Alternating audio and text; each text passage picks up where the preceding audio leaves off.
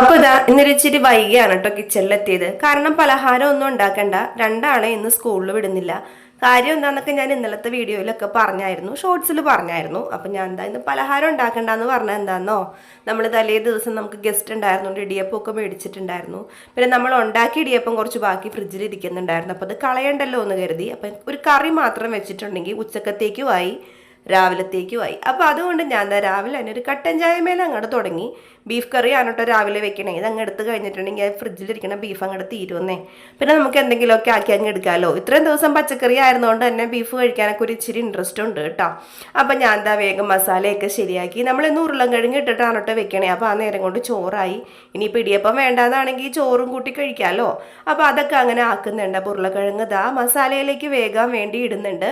ഇടിയപ്പം ഞാൻ ഫ്രിഡ്ജിൽ നിന്ന് എടുത്ത് പുറത്ത് വെച്ചിട്ടുണ്ട് കേട്ടോ. ആ തണുപ്പങ്ങ് മാറി കഴിയുമ്പോഴേക്കും നമുക്ക് ഇഡ്ഡലിച്ചെമ്പിൽ വെച്ചിട്ട് അങ്ങോട്ട് ചൂടാക്കി എടുക്കാം. അങ്ങനെ ദാ നമ്മുടെ മല്ലിക്കട്ടയൊക്കെ ഇട്ടിട്ട് ഇറച്ചിക്കറിയും ഇടിയപ്പവും